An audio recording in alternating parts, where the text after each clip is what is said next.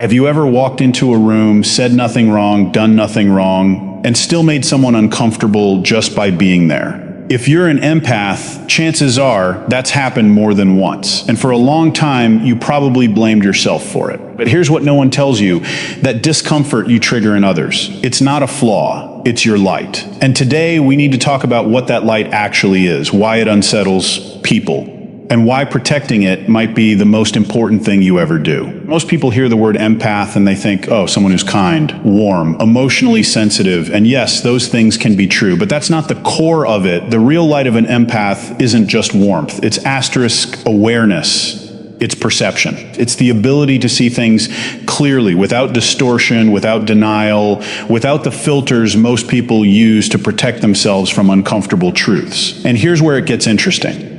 When you carry that kind of awareness with you, it doesn't just affect how you see the world. It affects how people feel when they're around you, because awareness has a way of revealing things. Hidden emotions, unresolved tension, the gap between what someone says and what they actually feel. You don't have to say a word. Your presence alone can bring that to the surface. Think about it this way. Most people spend an enormous amount of energy managing their image, controlling what others see, hiding what they feel, keeping certain things buried just below the surface. Then they meet you, and something shifts. You notice things they didn't say. You feel the emotion behind the words. You pick up on the tension they were trying to conceal.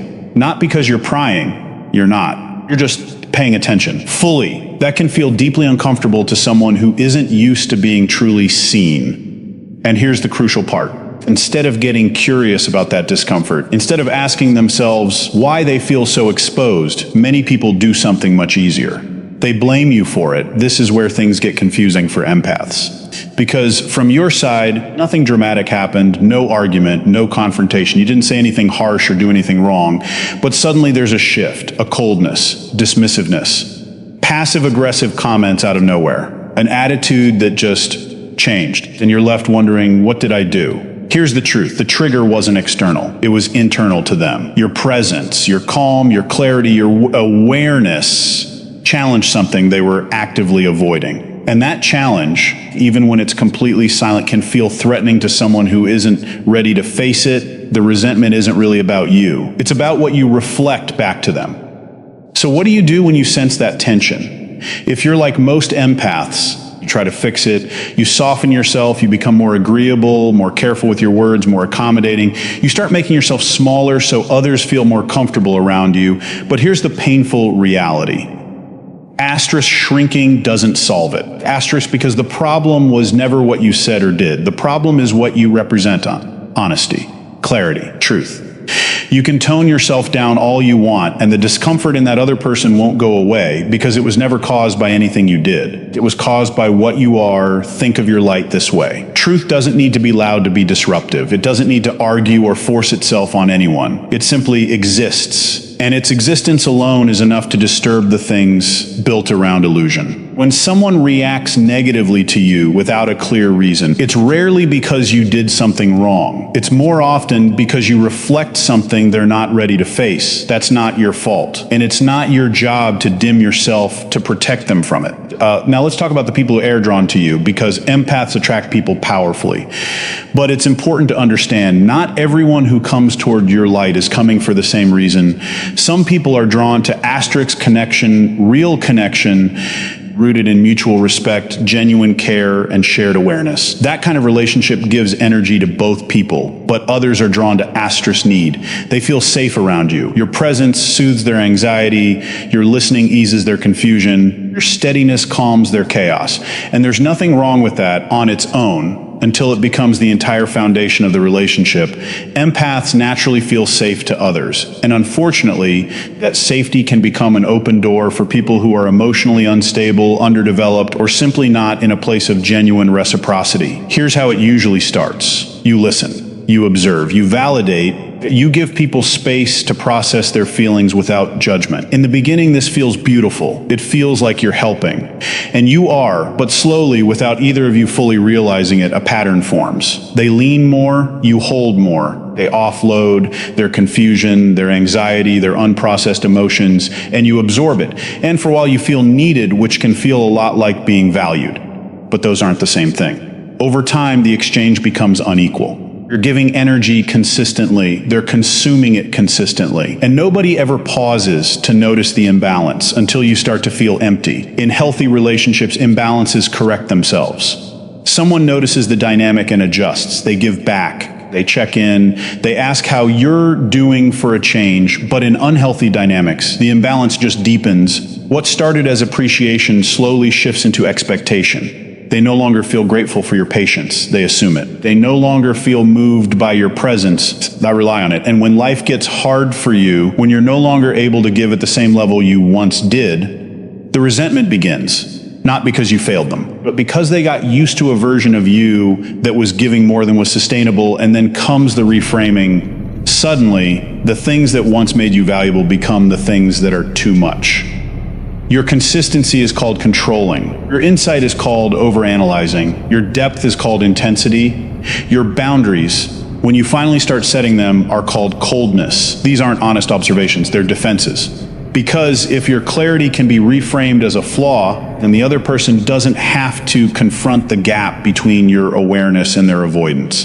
They don't have to grow, they just have to make you the problem. This is where awareness becomes protective rather than just perceptive. Because once you recognize this pattern, you stop taking it personally and you start seeing it clearly. Some people are drawn to what you provide, not who you are, and there's a meaningful difference between being appreciated and being used. Most of the people who fall into this pattern aren't malicious.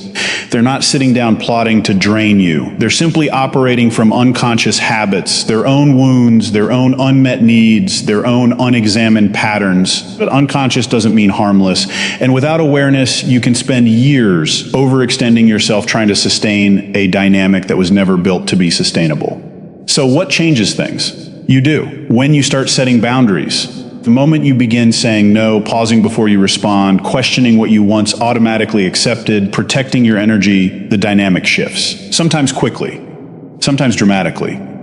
From your perspective, this feels like growth, like correction, like finally respecting yourself enough to ask, does this relationship actually give back to me from the other person's perspective? It can feel like loss, like you're pulling away, like you've changed. And here's the thing, you have.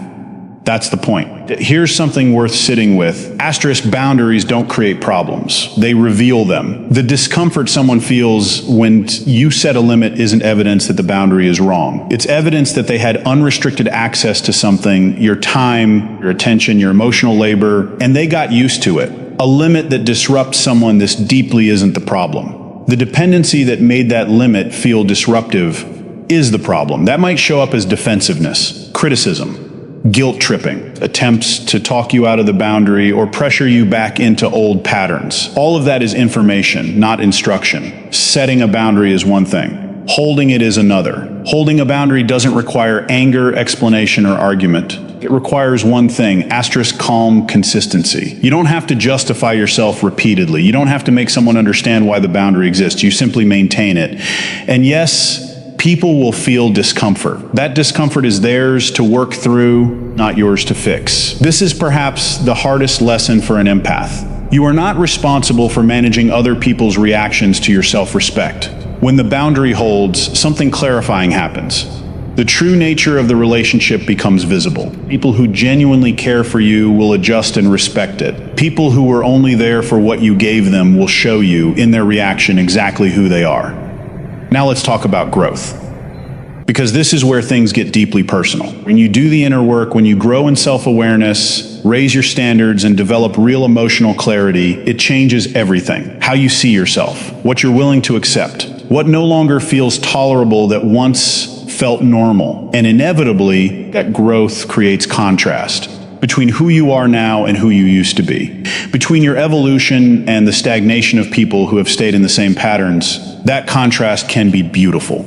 It can inspire the right people to rise with you. But for others, it can feel threatening. For some people, watching you grow is a quiet reminder of what they haven't done. Your progress holds up a mirror to their own avoidance, and rather than letting that be motivation, they turn it into resentment. You become distant, rigid, judgmental, too much. These aren't descriptions of who you are. They're defenses against what your growth makes them feel. Because if they can dismiss your evolution, label it, reduce it, make it sound like a flaw. Then they don't have to confront the work they haven't been willing to do. Don't take those labels as truth. Understand them for what they are, a reaction to your light from someone who isn't ready for it yet. So here's what I want to leave you with. Not everyone is going to celebrate your growth. In fact, the people most likely to resist it are the ones who benefited most from the version of you that didn't know better.